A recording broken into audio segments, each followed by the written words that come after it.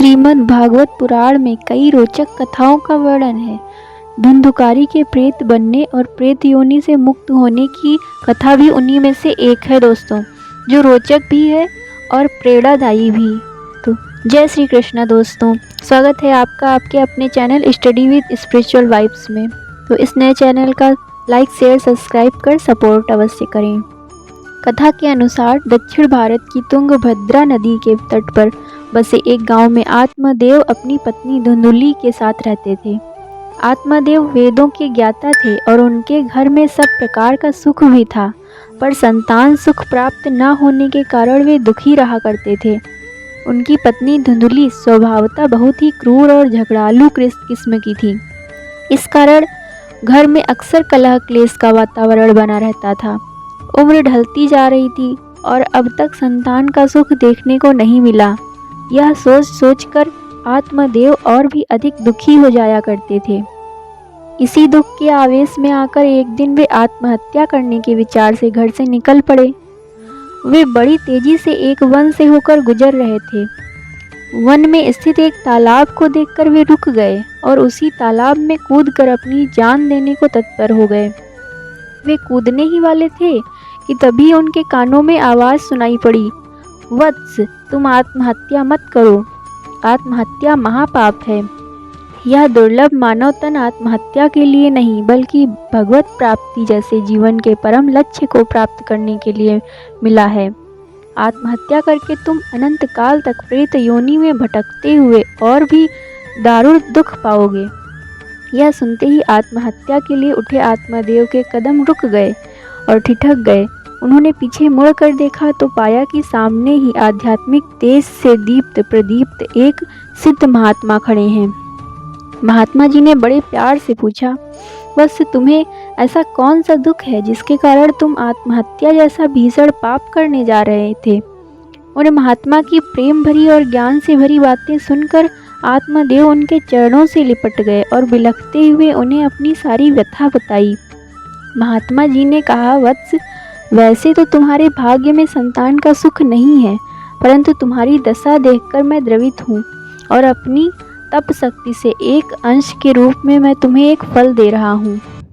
इतना कहते ही महात्मा जी ने अपनी झोली से एक फल निकालकर उन्हें दिया और कहा, तुम यह फल अपनी पत्नी को खिला देना, इससे उसे एक पुत्र की प्राप्ति अवश्य होगी।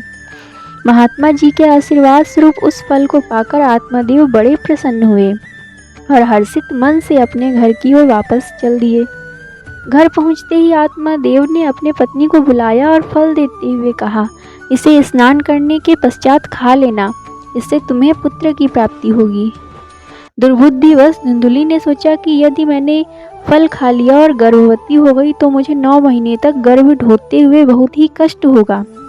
मैं ठीक से ना तो खा पाऊंगी और ना ही विश्राम कर पाऊंगी, मैं मर भी सकती हूँ। वह फल नहीं खाने को लेकर उसने आत्मदेव के साथ काफ़ी तर्क किया, किंतु अंततः आत्मदेव के कहने पर उसने वह फल अपने पास रख लिया। इसी बीच एक दिन धुंधुली की बहन जो गर्भवती थी उसके घर आई। धुंधुली ने उसे अपना दुखड़ा सुनाते हुए कहा कि मैं किसी भी तरह यह फल नहीं खाना चाहती। तब उसकी बहन ने कहा कि मेरे गर्भ में जो बच्चा पल रहा है उसे जन्मते ही मैं तुझे दे दूंगी। तब तक तुम गर्भवती होने का अभिनय करते हुए घर में ही रहो। मैं कह दूंगी कि मेरा बच्चा मर गया था, किंतु हाँ, तुम यह फल अपनी गाय को खिला दो। आत्मदेव की पत्नी ने अपनी बहन की बातें मानकर ऐसा ही किया। उसने फल को अपनी बांझ गाय को खिला दिया। कुछ समय के अंतराल पर उसकी बहन ने अपने घर में एक बच्ची को जन्म दिया और अपने बच्चे को धुंधली को लाकर दे दिया। धुंधली ने उस बच्चे का नाम धुंधुकारी रखा। उसके 3 महीने बाद एक दिन जब आत्मदेव अपनी बांझ गाय को चारा देने के लिए गए तो उन्होंने देखा कि उनकी गाय ने एक ऐसे बच्चे को जन्म दिया है जो मनुष्य की आकृति का है। बस सिर्फ उसके कान ही गाय के समान थे। यह देखकर आत्मदेव को आश्चर्य भी हुआ कि और आनंद भी हुआ उसे। वह उस बच्चे को उठाकर घर में ले गए और उसका नाम गोकर्ण रखा। अब उनके घर में 2 बच्चे हो गए, एक धुंधुकारी और दूसरा गोकर्ण। दोनों बच्चों की प्रकृति में काफ़ी असमानता थी। गोकर्ण बचपन से ही दिव्य संस्कारों से भरे पूरे थे, तो वहीं धुंधुकारी बचपन से ही दुर्गुणों, अवगुणों और कुसंस्कारों से भरा हुआ था। गोकर्ण स्वभावतः भगवान नाम सुमिरन, भजन, ध्यान में डूबे रहते, तो वहीं धुंधुकारी दुष्कर्मों में संलग्न रहता था। दिव्य संस्कारों व अपने भगवत प्रेम के कारण गोकर्ण बड़े होकर भगवत भक्त एवं विद्वान बने, तो वहीं धुंधुकारी बड़ा होकर दुष्ट, दुराचारी, व्यभिचारी, क्रोधी और चोर बन गया। जब घर में धुंधुकारी जैसा पुत्र हो तो माता पिता का हर पल नरक सदृश ही बीतता है। धुंधुकारी ने अपने माता पिता को निरंतर सताना शुरू कर दिया। एक दिन तो उसने अपने पिता को पीट पीट कर घर से ही बाहर निकाल दिया। आत्मदेव बिलखते हुए सोचने लगे कि धुंधुकारी जैसा पुत्र होने से तो मेरा निसंतान होना ही अच्छा था, मेरी पत्नी का बांझ होना ही अच्छा था। तभी गोकर्ण वहां आए और अपने पिता को सांत्वना देते हुए कहने लगे, पिताजी, इस संसार में ईश्वर के अलावा कोई किसी का अपना नहीं होता है। ये सारे रिश्ते तो मनुष्य के शरीर से उपजे हैं।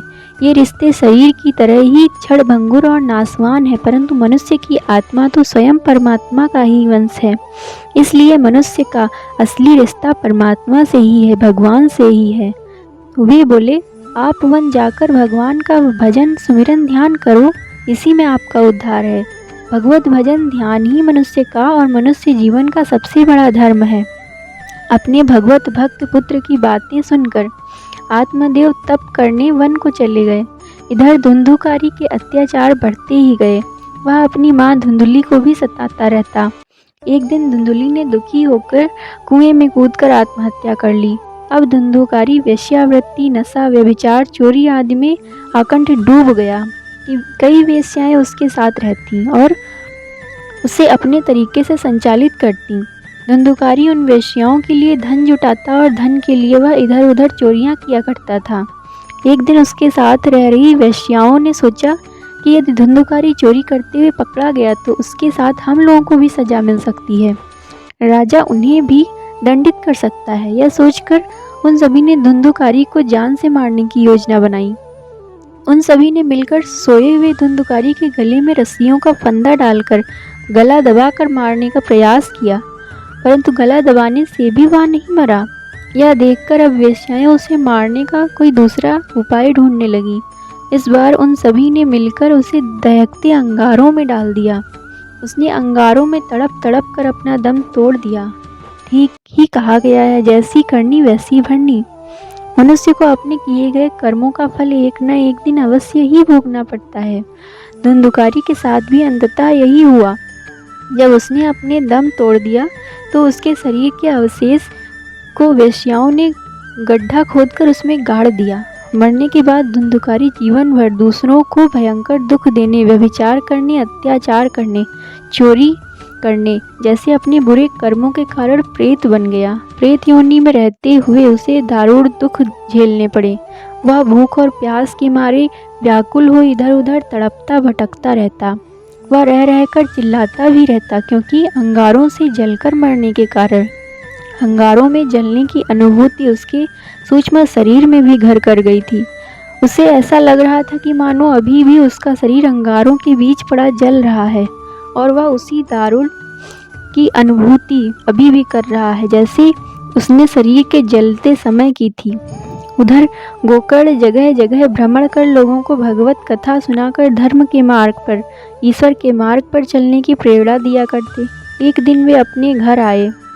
अपने गांव में अभी अभी कथा करके आए गोकर्ण घर आकर कुछ विश्राम करने लगे। उधर धुंधुकारी भी प्रेत योनि में उसी घर में रह रहा था। जब उसने देखा कि गोकर्ण भी उस घर में आकर सो रहे हैं, तब उन्हें देख वह बहुत खुश हुआ। भगवत परायण, धर्म परायण जीवन जीने वाले गोकर्ण को ऐसा लगा मानो किसी संकट में पड़ी कोई जीवात्मा उन्हें पुकार रही हो। उन्हें ऐसा लगा मानो कोई उन्हें आवाज़ दे रहा हो। तभी गोकर्ण उस आवाज़ को सुनकर पूछने लगे, इस घर में ऐसा कौन है जो अदृश्य रूप से मुझे पुकार रहा है? तभी धुंधुकारी ने कहा, भैया, मैं तुम्हारा भाई धुंधुकारी बोल रहा हूँ। मैं प्रेत योनि में हूँ। मेरे कुकर्मों की गिनती नहीं की जा सकती है। जीवित रहते हुए मैंने अनगिनत पाप कर्म किए हैं। इसी से आज मैं प्रेत योनि में पड़ा अपने पापों का फल भुगत रहा हूँ। मेरे भाई, तुम मुझ पर दया करो और मुझे प्रेत योनि से मुक्त कराओ। यह सुनकर गोकर्ण ने कहा, मैं तो तुम्हारे लिए विधि पूर्वक गया में श्राद्ध कर्म कर दिया हूँ, फिर भी तुम प्रेत योनि से मुक्त नहीं हो पाए। उसकी आकुल पुकार सुन गोकुल द्रवित हुए और कहा, मैं तुम्हारी मुक्ति के लिए पुनः कोई दूसरा उपाय करता हूँ। तब गोकर्ण ने उनकी मुक्ति के लिए श्रीमद् भागवत कथा प्रारंभ की। गांव से बहुत से लोग वहां कथा सुनने आए। तभी धुंधुकारी का प्रेत भी कथा सुनने के लिए इधर उधर स्थान ढूंढने लगा। उसकी नज़र कथा स्थल के पास ही सीधे रखे हुए 7 गांठ वाले एक बांस पर पड़ी। वह सूक्ष्म रूप में जाकर उसी बांस पर बैठ गया। कथा में कुतूहलवश लोगों में की भारी भीड़ जमा थी। भगवत परायण गोकर्ण ने अपने पवित्र अंतःकरण से भागवत कथा आरंभ की। भागवत कथा का प्रभाव तभी पैदा होता है जब कथावाचक का स्वयं का जीवन स्वच्छ हो, अंतःकरण पवित्र हो और हृदय में भगवत प्रेम की धारा प्रवाहित हो रही हो। ऐसे अंतःकरण वाले सत्यनिष्ठ जीवन जीने वाले व्यक्ति के द्वारा ही यदि भगवान की कथा की जाए और सुनी अथवा सुनाई जाए तो निश्चित ही उसका व्यापक प्रभाव परिणाम पैदा होता है, जिससे सुनने सुनाने वाले दोनों का कल्याण होता है। ऐसे व्यक्ति के द्वारा की गई कथा की आकुल पुकार से भगवान को द्रवित होना ही पड़ता है, अपनी कृपा बरसानी ही पड़ती है, क्योंकि भगवान तो भक्त वत्सल हैं ही। किसी सच्चे भक्त की पुकार वे अनसुनी नहीं कर सकते। युग ऋषि परम पूज्य गुरुदेव ने इस संबंध में कितना सुंदर कहा है, ईश्वर का प्यार केवल सदाचारी और कर्तव्य परायणों के लिए ही सुरक्षित है।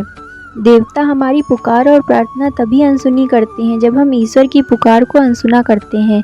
जब हम ईश्वर के अनुशासन का अनसुना करते हैं तब हम ईश्वर के बताए मार्ग पर न चलकर अधर्म के मार्ग पर चलने लगते हैं। ऐसी स्थिति में ही देवता या भगवान हमारी पुकार व प्रार्थना भी अनसुनी कर देते हैं। गोकर्ण का हृदय तो भगवत प्रेम से ओतप्रोत था ही, उनका चित्त परम पावन था। फिर ऐसे सुपात्र के द्वारा धुंधुकारी की मुक्ति के लिए की गई प्रार्थना पुकार प्रभु अनसुनी कैसे कर सकते थे। कथा प्रारंभ हुई। जब शाम को प्रथम दिवस की कथा समाप्त हुई तो एक विचित्र घटना घटी। जिस बांस पर प्रेत बैठा था उस बांस की एक गांठ तड़तड़ करती फट गई। इसी प्रकार 7 दिनों में उस बांस की 7 गांठें एक एक करके फटती चली गईं और उस पावन कथा के श्रवण से मनन से पवित्र होकर धुंधुकारी प्रेत योनि से मुक्त हो गया। उसने एक दिव्य रूप धारण कर सबके समक्ष प्रकट हो अपने भाई को प्रणाम किया और अदृश्य हो गया। वह सदा सदा के लिए मुक्त हो गया। वास्तव में कथा श्रवण तो हजारों लोग करते हैं, पर कथा का प्रभाव व्यक्ति के जीवन में तभी पैदा होता है जब श्रोता स्थिर चित्त से मनन करता हुआ कथा श्रवण करता है, मनन करता है, फिर अपने जीवन के पग पग पर कथा में कही गई बातों पर चलता भी है, ईश्वरीय आदर्श व अनुशासन को अपने जीवन में जीने लगता है। धुंधुकारी ने भी बड़े ही मनोयोग से स्थिर चित्त से कथा का श्रवण भी किया था और मनन भी, इसलिए वह मुक्त हो गया। वहाँ रखे बांस की 7 गांठों का क्रमशः टूटते जाना इस बात का द्योतक है कि मनुष्य के अंदर भी काम, क्रोध, मद, मोह, दंभ, दुर्भाव, द्वेष आदि की वासना की 7 गांठें हैं। जब तक व्यक्ति इन गांठों के बंधन में है तब तक वह मुक्त नहीं हो सकता है। मुक्ति और मोक्ष का अधिकारी वह नहीं हो सकता है, परंतु जब ज्ञान, कर्म, भक्त आदि विभिन्न योग साधनाओं के अभ्यास से साधक के अंदर की ये गांठें क्रमशः टूटती चली जाती हैं, तब वह निश्चय ही भगवत कृपा पात्र बन के रहता है। वह आनंद और आलोक का अनुगामी बन जाता है। वह सदा सदा के लिए मुक्त हो जाता है। तो दोस्तों, जिस परमात्मा के स्मरण और कथा करने से मुक्ति मिल जाती है, उस परमात्मा को केवल उम्र ढलने पर ही याद क्यों करना। हम जीवन पर्यंत बचपन से ही परमात्मा को याद करना आरंभ करें, ताकि अंत में भी हमें उसी का ही स्मरण रहे। तो दोस्तों, खुश रहें, स्वस्थ रहें और परमात्मा को हर कार्य में अपने साथ रखें। तो मिलते हैं अगली वीडियो में, तब तक के लिए जय श्री कृष्ण।